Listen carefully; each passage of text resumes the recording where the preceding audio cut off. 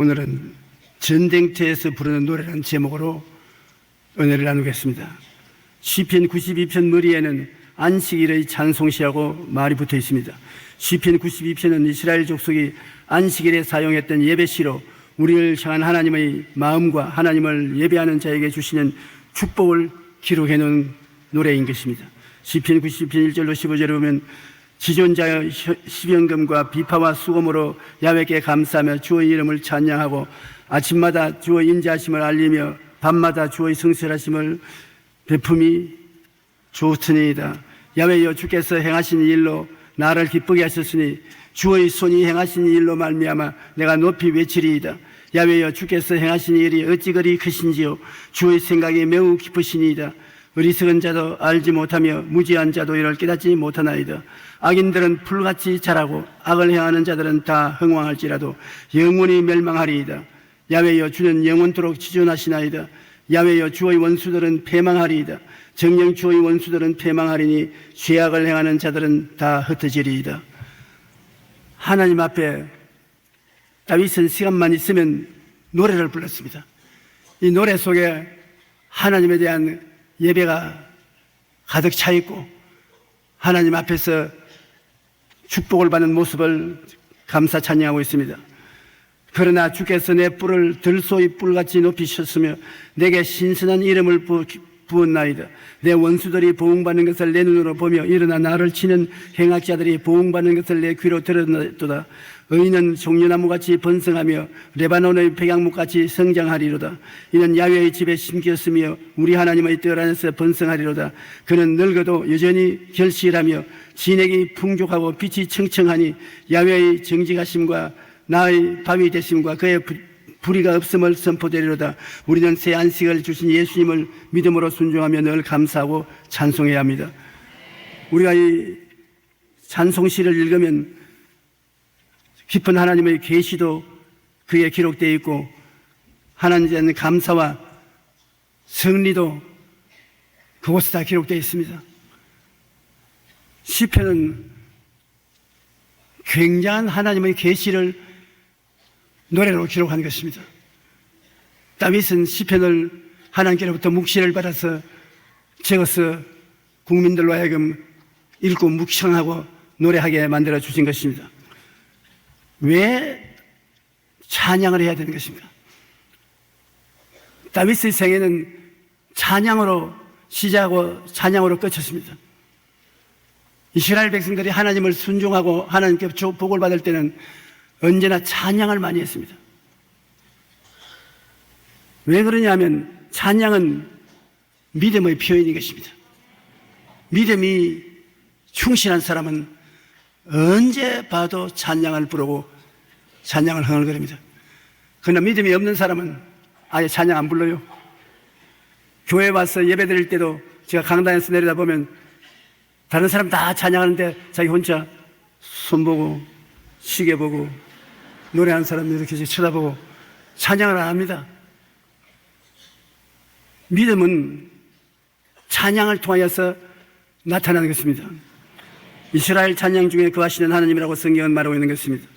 여호사밧 왕이 모압 자손과 암몬 자손들 세일산 주민 연합군의 침략을 당할 때입니다. 지금 당장 이방이 쳐들어와서 이스라엘을 점령하려고 하는데 여호사밧은 그만한 군대가 없고 훈련도 되어 있지 않고 무장도 불실했습니다. 그런데 여호사밧이 누구보다 다른 것은 찬양이 바로 원수를 물리치는 무기가 된다는 것을 알고 있는 것입니다. 여러분, 찬양은 하나님의 마음을 감동시키는 것뿐 아니라 마귀를 대결해서 싸우는 무기가 되고 그 다음에 자기에 대해서 용기와 힘을 주는 수단이 되는 것입니다. 그러므로 하나님이 우리에게 참 좋은 무장을 주신 것이 입술로 찬양하는 것입니다. 역대하 20장 20절로 23절에 보면 이에 백성들이 아침에 일찍이 일어나 드고와 들로 나가니라. 나갈 때 여호사밧이 서서 이르되 유다와 예루살렘 거민들아 내 말을 들을지어다. 너희는 너희 하나님 야훼를 신뢰하라.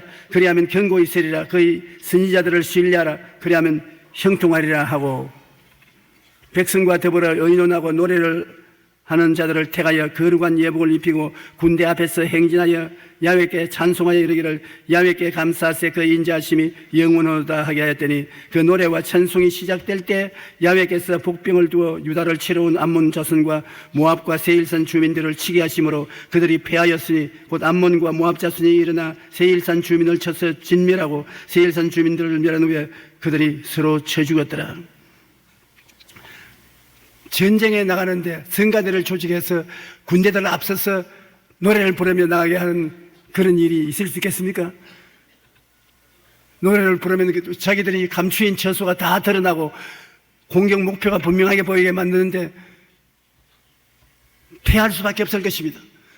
그러나 여호사밧은 하나님의 성령의 계시를 받은 왕으로서 하나님을 예배하고 찬미하고 감사하면 하나님이 우리를 위해서 대신하여 싸워주신다는 것입니다. 그러므로 여러분도 어려운 일을 당했을 때 원망하고 탄식하지 말고 잘 부르는 찬송을 하나님 앞에서 부르시면 그 찬송을 부르시는 곳에 하나님이 같이 와서 싸워주시는 것입니다. 우리는 인생에 홀로 살지 않습니다. 예배와 찬송을 할 때 반드시 하나님이 와서 계신 것입니다. 시편은 하나님을 찬양하는 시가 많으며 다윗이 가장 많이 하나님을 찬양했는데 다윗의 시는 150편 중에 73편이나 되는 것입니다. 노래를 부르면 마음이 뜨거워지고 마음에 성령께서 임하십니다. 제가 텔레비를 틀고 보면 노래 잘하는 목사들이 참 많아요. 그런데 노래를 함으로 말미암아 하나님이 은혜를 받고 예배가 잘 되는 것을 깨달은 노래 못하는 목사들이 돼지 먹다는 소리로 노래를 해서 예배를 망치는 것도 보고 있습니다. 교인들이 즐겁을 하는 것, 노래는 잘 못하려면 혼자 사는 것이 좋습니다. 나처럼 혼자. 여러분 앞에 서서는 할 수 없이 부르지만 저는 혼자 늘 노래를 부릅니다.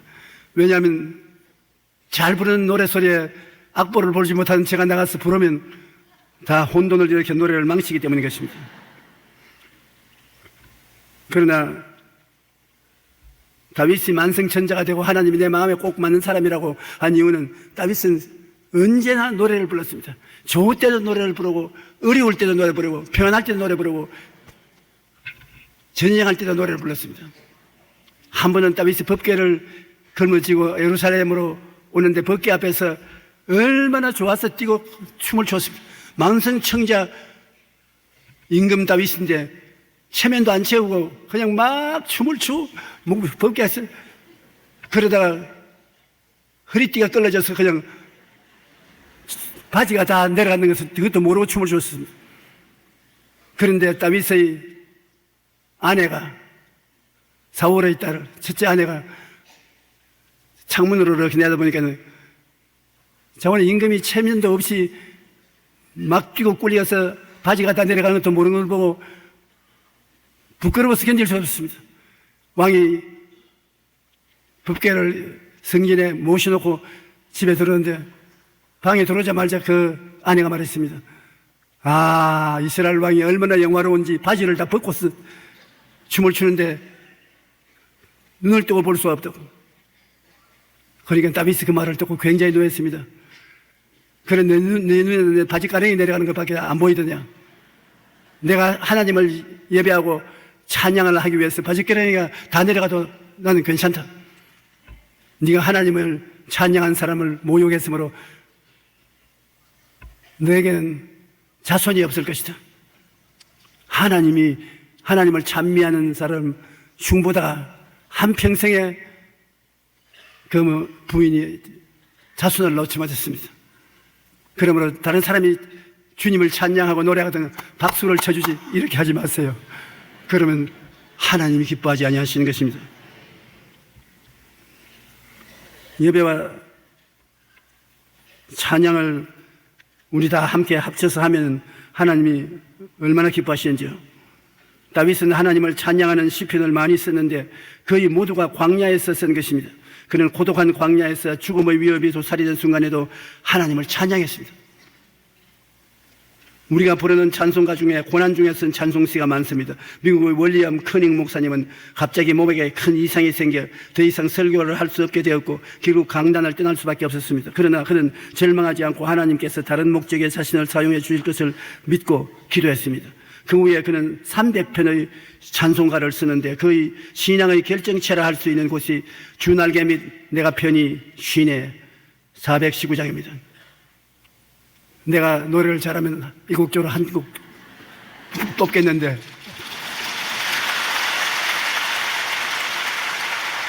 나중에 잘 하게 될 때 박수해 주시기 바랍니다.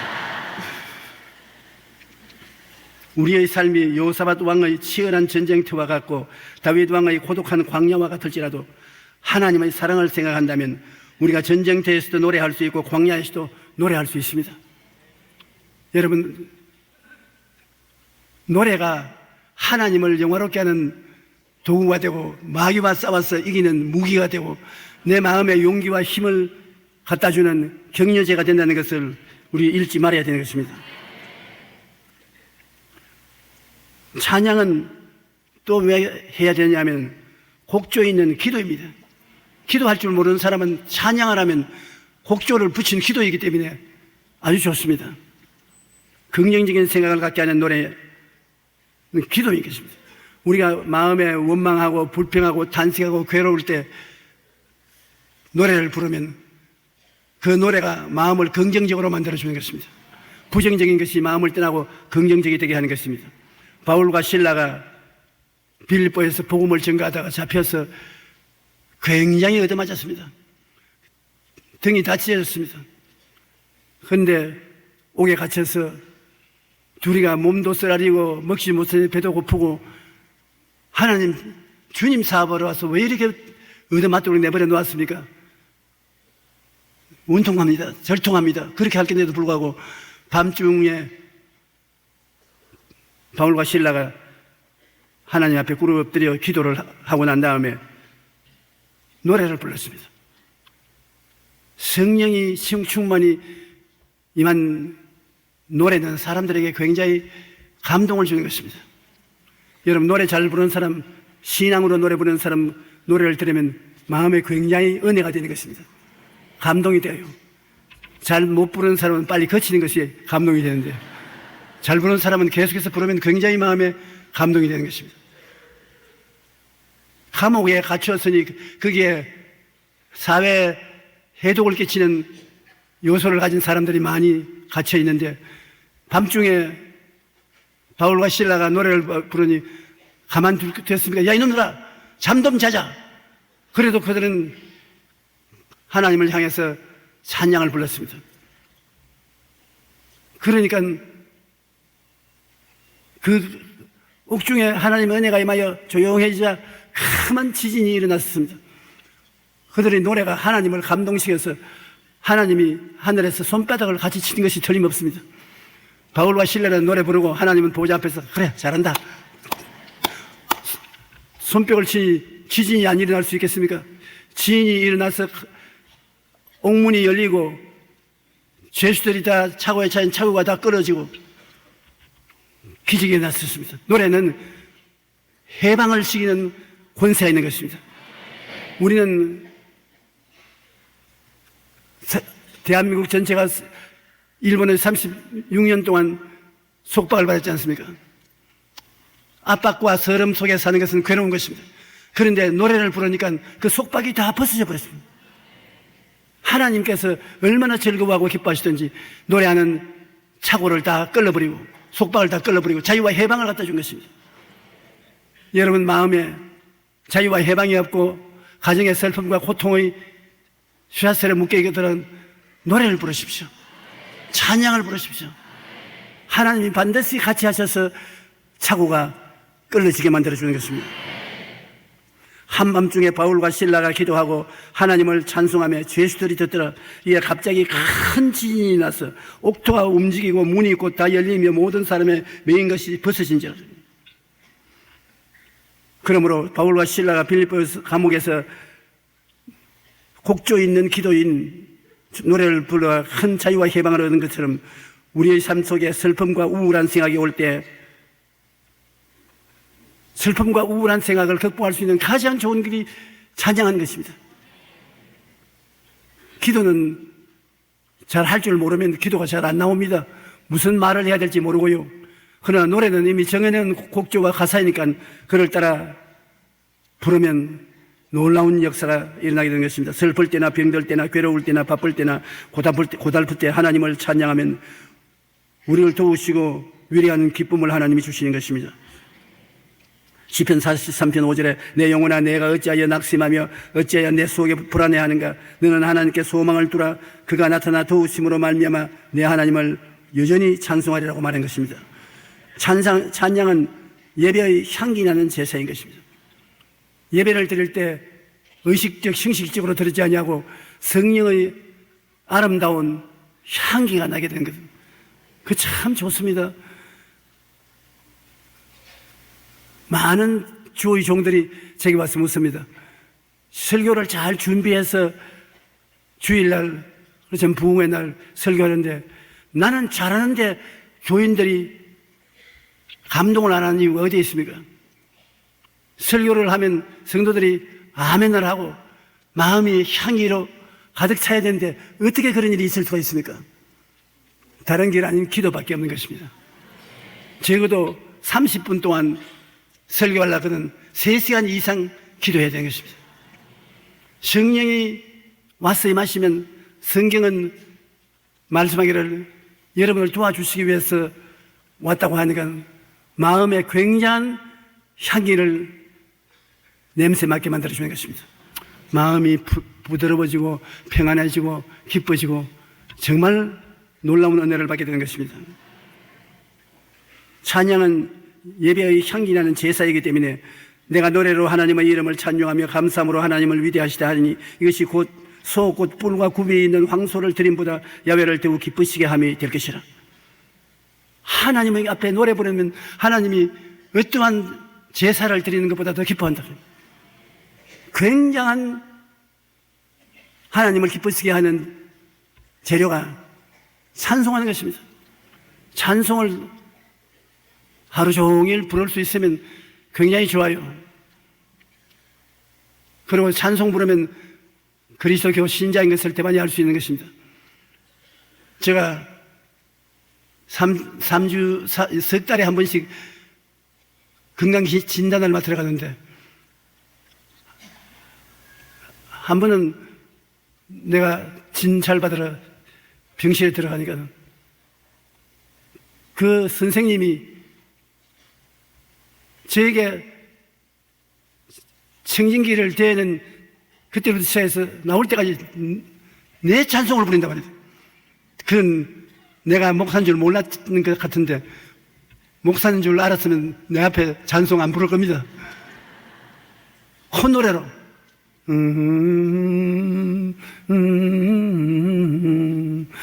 요사이 감기 들렸네요.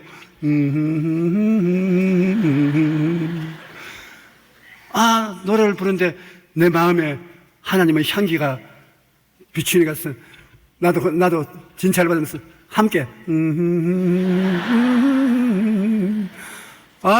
나를 쳐다보고 나도 웃고 자기도 웃고 진찰할 병이 다 날아가 버리고 없어요.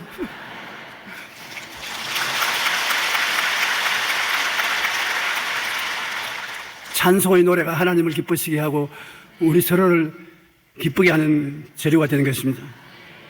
시편 100편 4절로 5절에 감사함으로 그의 문에 들어가며 찬송함으로 그의 궁정에 들어가서 그에게 감사하며 그의 이름을 송축할지어다.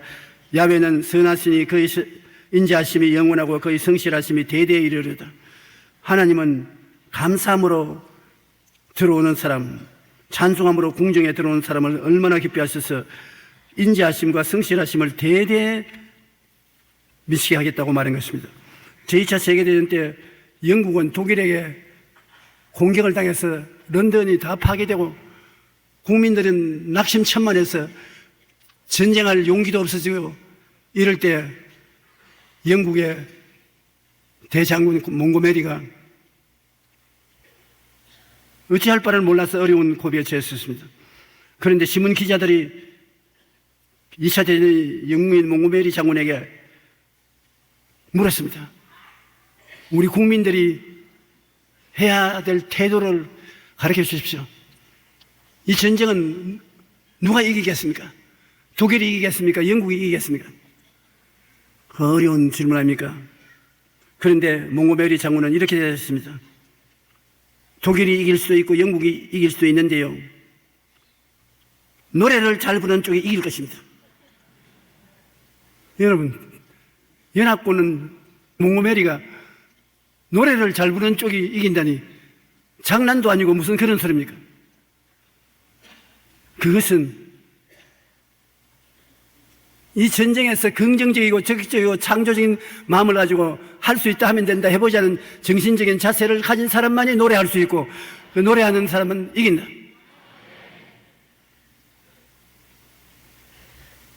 연합군은 과연 긍정적이고 적극적인 태도로 싸움에 나갔고 결국에는 전쟁에 이겼던 것입니다. 노래를 잘 부르는 쪽이 이긴다는 말은 엉뚱한 대답 같지만 이 대답 속에 성의의 비결이 들어있습니다. 전쟁터에서 노래를 부른다는 것은 긍정적인 인생관을 가졌다는 것을 뜻합니다. 긍정적인 생각이 전쟁의 승패를 가름하는 것입니다. 여러분, 사업이 안 되고 부도가 날 위험성이 있거든 아예 공장 문 걸어놓고 노래를 하십시오. 언제 공장이 문을 열겠습니까? 얼마 안 있으면 열릴 거예요. 노래하고 있으니까. 장로님들 우습게 들리지요? 노래 부르십시오. 오늘부터 문제가 해결됩니다. 우리 대한민국도 교회 성도들이 많아서 1천만 성도가 되고 가는 곳마다 찬송을 부르고 노래를 불러서 하나님이 축복을 해주신 것입니다. 원망 불평 탄식하지 말고 노래를 불러요. 그러면 하나님께서 우리에게 더욱 축복과 은혜를 주시는 것입니다. 독일의 신학자 본회퍼는 힘들고 고통받을 때 하나님께 감사와 찬송을 드리면 마음속의 불안이 사라지고 인생은 더욱 풍요롭게 된다고 말하는 것입니다. 우리 구주 대신 예수님을 믿고 의지하고 바라봄으로 늘 감사와 찬송을 하십시다. 그럴 때 예수님이 가져온 새 안식 안에서 더욱 풍요롭고 여유 있는 안식과 평안을 얻게 되는 것입니다. 미국의 제35대 대통령 케네디는 위기라는 말은 위험과 기회라는 두 단어로 구성되어 있다고 말한 것입니다. 반절이 위험이 나쁜 것은 아니다. 위기는 위험과 기회가 같이 오기 때문에 위기에直面했을 때 90%의 사람들은 위기를 보고 낙심하고 절망합니다. 단지 10% 정도의 사람들만이 위기를 기회로 삼고 감사하며 다시금 희망과 용기를 가지고 나아갑니다. 그럴 때 위기는 오히려 더 큰 축복이 된다고 말했던 것입니다. 위기를 당했을 때 90%는 불평을 말합니다. 찬양과 감사를 드리는 사람은 10%도 잘 안 됩니다. 그러나 10% 되는 사람은 위기를 극복하고 이기게 되고 90%의 사람은 위기에 패배하고 말게 되는 것입니다. 삶의 어떤 순간에도 하나님이란 책을 쓴 페리 노블 목사님은 미국에서 두 번째로 큰 규모인 뉴스프링 교회의 담임 목사입니다. 그는 전혀 부족할 것이 없어 보이는 목회자요 베스트셀러 작가였는데 빡빡한 일정과 산더미 같은 책임에 치여 살다 보니 너무 힘들어서 살기 싫을 정도가 되었습니다. 하지만 아무에게도 말하지 못하고 3년 동안이나 심각한 우울증과 스트레스로 공황 발작까지 새겨 자살하고 싶은 충동과 전쟁을 치렀습니다. 그러나 그는 인생의 부무불 속에도 주님이 계시다는 것을 발견했습니다. 그는 하나님이 내 상황보다 크신 분임을 잊고 있었다고 고백했습니다. 우리가 어려운 힘을 당할 때 어려운 것만 자꾸 눈에 보이고 어려운 사람들을 뛰어넘어 그 배후에 하나님이 계신다는 것을 보지 않습니다. 광야에 나가서 예수님이 빌립 보고 빌립아 어디에 가서 저 많은 사람들에게 먹일 떡을 살 수 있느냐 물었을 때 빌립은 당장 그 자리에서 저 많은 사람에게 먹일 떡만 하더라도 200데나리나 되는 돈이 필요하고 떡 살 곳도 없으니 먹일 수 없습니다라고 말하는 것입니다. 빌립이 왜 그렇게 말했냐? 빌립은 눈앞에 사람들만 보고 사람들 건너편에 하나님이 계신다는 것을 보지 않으셨습니다. 여러분과 나도 인생을 살면서 수고하고 무거운 짐을 지고 있지 않습니까? 수고하고 무거운 짐을 내 눈 앞에 보고 그 뒤에 도와주기 위해서 서 계시는 예수님을 안 보기 때문에 낙심하는 것입니다. 수고하고 무거운 짐진 자들아 짐 곁에 오너라, 그렇게 말 안 했습니다. 수고하고 무거운 짐진 자들아 다 내게로 오라. 짐 건너편에 예수님이 계셔요.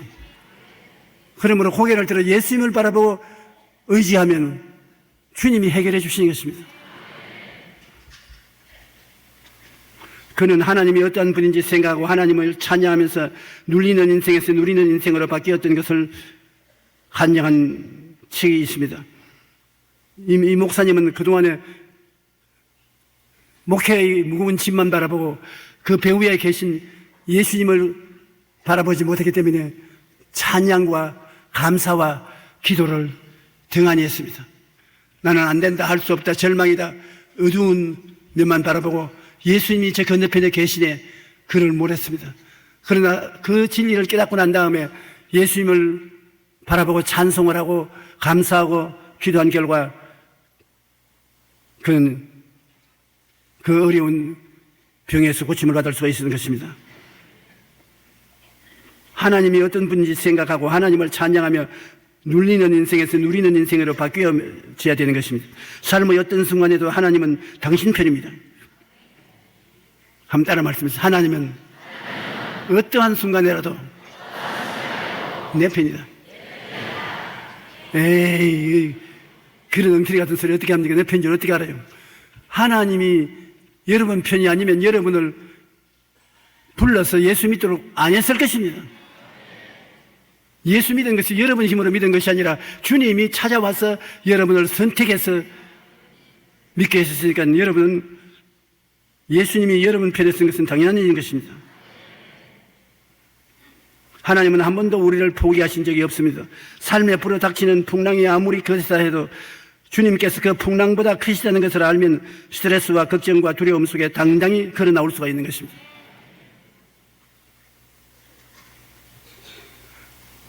마리아와 마르다의 오빠가 죽어서 무덤 속에 들어가서 냄새가 납니다.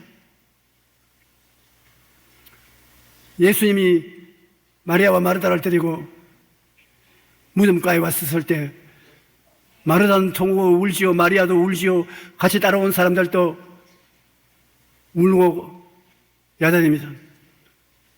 그때 예수님이 마르다 보고 마르다야, 오라버니의 무덤을 돌을 옮겨 놓아라.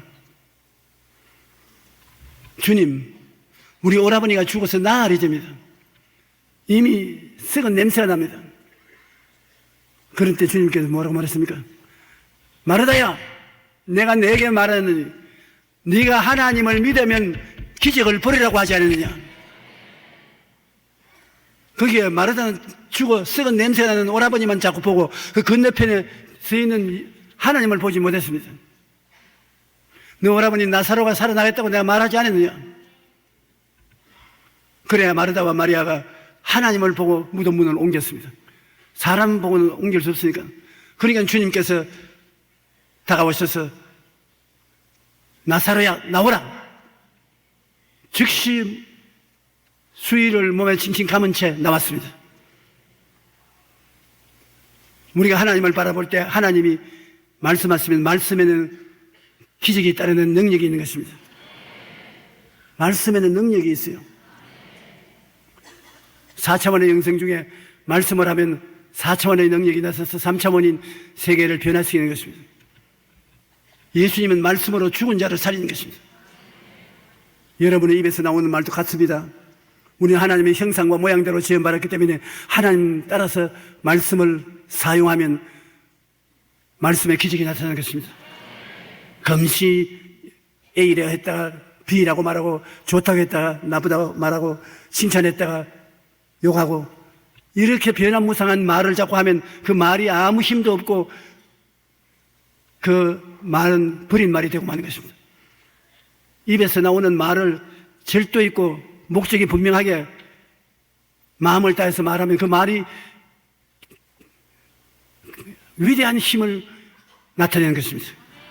말로써 여러분 살 수 있습니다. 몸이 약하고 병들거들랑 나는 나았다. 나는 건강하다. 지금도 힘이 있다. 씩씩하다. 든든하다. 한결같이 똑같은 말을 계속하십시오. 말이 권세와 능력이 되는 것입니다. 실제로 약보다 더 힘이 있습니다. 우울한 사람은 나는 기쁘다. 나는 즐겁다. 나는 행복하다. 주님이 기쁨을 주신다. 감사하다. 긍정적인 말을 계속하면 그 말이 밖에 나가서 에너지가 되는 것입니다. 여러분 입에서 나오는 말이 굉장한 에너지가 돼요. 여러분은 그런 에너지 근원을 가지고 있습니다. 하나님을 향해서 찬미하는 것도 하나님 마음을 감동시키는 에너지가 있고, 마귀에게 향해서 나사렛 예수 그리스도 이름으로 명하노니 묶음을 놓고 떠나가라. 나에게 떠나가라. 근처에 있지 말라. 이 더러운 귀신아 물러가라. 한결같이 그렇게 보십시오. 귀신이 여기 붙어있지 못하겠다고 달아날 거예요. 여러분 스스로에게 용기를 주는 건 굉장히 좋습니다. 용기야, 용기를 가져라. 힘내라. 좋은 일이 일어난다. 하나님이 같이 계신다. 자기가 자기 보고 격려를 하는 것입니다. 그럼 말이라는 것은 내 속에 있을 때는 말이지만 밖으로 나오면 에너지가 되는 것입니다. 놀라운 에너지가 되어서 자기 자신을 무장해 주는 것입니다. 여러분 자신을 누가 도와줍니까? 좀처럼 도와주는 사람 없지 않습니까? 여러분 자신에게 용기를 줘야 되는 것입니다. 그러면 그 에너지가 여러분을 승리하게 이끌어 나가는 것입니다. 삶의 모든 순간에 하나님의 선하심과 전능하심을 믿고 그 믿음을 표현하는 것이 바로 찬양입니다. 내가 다른 말로 할 수 없으면 긍정적인 찬양을 자꾸 하면 그 찬양이 밖에 나가서 굉장한 에너지가 되고 여러분이 승리의 개가를 부르게 되는 것입니다. 우울할 때 감사로 이기십시오. 미국은 헨리 프로스트는 중국에서 오랫동안 사역했던 선교사입니다. 그가 중국에서 사역을 하고 있을 때 고향에서 슬픈 소식이 전해졌고 그로 인하여 몹시 힘든 시간을 보내야 했습니다. 그는 그때의 심정을 이렇게 말했습니다. 내 영혼에 검은 그림자가 드리워졌고 아무리 기도해도 그 흑암의 그림자는 거두어지지 않았습니다. 마음이 슬프고 좌절되고 우울하고 고통스러웠습니다. 그런데 어느 날 선교 본부에 갔다가 벽에 쓰인 글이 눈에 띄었습니다. Try Thanksgiving. 감사를 해보라. 그 글을 보는 순간 갑자기 그의 마음이 뜨거워졌습니다. 그 시간부터 그는 하나님께 감사를 드리기 시작했습니다. 그러자 아무리 기도해도 물러가지 않던 마음의 어두움이 물러가고 그 영혼에 밝은 빛이 비추기 시작하는 것입니다. 이제는 감사와 찬양은 긍정적인 생각과 마음을 풀어놓는 것입니다. 나는 그런 정정적인 말이 안 나온다고 하면 억지로라도 여러분이 하나님께 감사를 드리면 긍정적인 역사가 일어나게 되는 것입니다. 감사와 찬양은 긍정적인 생각과 믿음을 풀어놓는 것입니다. 그러므로 마음이 고통스럽고 힘들수록 더욱더 하나님께 감사를 드리십시오. 그러면 마음의 어두움이 사라지고 하나님이 주시는 기쁨과 평안으로 가득 차게 될 것입니다. 또 찬양은 왜 늘 해야 되냐? 입술의 고백입니다. 마음에 믿어 의에 이르고 입으로 시인하여 구원에 이른다. 내가 믿었으면 의롭지만 나는 믿고 구원받았습니다고 말하면 에너지가 나가서 구원을 시키는 것입니다. 믿으면 구원받을 후보가 되지만 입술로 고백하면 구원의 능력이 들어가서 그 사람을 변화시켜버리고 마는 것입니다. 히브리서 13장 15절에 우리는 예수로 말미암아 항상 찬송의 제사를 하나님께 드리자. 이는 그 이름을 증언하는 입술의 열매니라. 찬송의 제사를 드리자. 시편 50편 23절에 감사로 제사를 드리는 자가 나를 영화롭게 하느니 그 행위를 옳게 하는 자에게 하나님이 구원을 보이리라. 감사로 제사를 드린 자, 찬양함으로 긍정적인 생각과 믿음을 풀어놓을 수 있는 것은 시와 찬송과 신령한 노래로 서로 화답하며 너희 마음으로 주께 노래하며 찬송하며 범사의 우리 주 예수 그리스도 이름으로 아버지 하나님께 감사하라고 말씀하고 있는 것입니다. 이 백성은 내가 나를 위하여 지었나니 나를 찬송케 하려 함이라. 여러분을 지어놓은 것은 하나님이 여러분 입술을 해서 찬송을 듣기 위해서 그렇게 했다는 것입니다. 하나님은 찬송의 굶주리신 하나님이신 것입니다. 여러분이 찬송하면 하나님이 그렇게 만족해 하시고 또 여러분에게 대가를 주시는 것입니다. 주의 인자하심이 생명보다 나음으로 내 입술이 주를 찬양할 것이다. 나는 항상 소망을 품고 주를 더욱더욱 찬송하리라고 말씀한 것입니다. 시편 147편 1절에 할렐루야 우리 하나님을 찬양하는 일이 선함이여 찬송하는 일이 아름답고 마땅하다고 말하는 것입니다. 가장 찬송을 많이 넣은 시편 한 편이 시편 150편 1절로 6절인 것입니다. 우리 한번 같이 읽어보십시다. 할렐루야 그의 성소에서 하나님을 찬양하며 그의 권능의 궁창에서 그를 찬양할지어다. 그의 능하신 행동을 찬양하며 그의 위대하심을 따라 찬양할지어다. 나팔 소리로 찬양하며 비파와 수금으로 찬양할지어다. 소고치고 춤추어 찬양할지어다. 현악과 통소로 찬양할지어다. 큰 소리 나는 재금으로 찬양할지며 높은 소리 나는 재금으로 찬양할지어다. 호흡 있는 자마다 야훼를 찬양할지어다. 할렐루야. 얼마나 찬양이 중요하기에 한 페이지 전체를 찬양하러 있는 것인가. 여러분 우리의 신앙생활에 찬양이 믿음의 고백도 되고 축복의 고백도 되고 마귀를 이기는 승리의 무장도 되고 여러분이 행복하게 되는 수단도 되는 것입니다. 복잡해서 기억이 안 나는 이 세 가지만 기억하십시오. 내가 감사와 찬양을 드림으로 하나님을 영화롭게 한다. 하나님이 그 무엇보다도 그 자손들에게 감사와 찬양을 듣기를 원하신다. 마귀의 쇠살이 다 끊어지고 마귀가 한 길로 왔으나 7길로 도망을 칠 수 있는 무기가 원자탄과 같은 찬양입니다. 감사와 찬양은 마귀가 견디지 못합니다. 어떠한 사설이나 쇠고랑으로 우리를 묶어놓았더라도 철렁철렁이 다 떨어져나갑니다. 그 다음에 감사와 찬양은 여러분에게 필요한 양식입니다. 병든 사람은 약이 되고 힘이 없는 사람은 영양분이 되고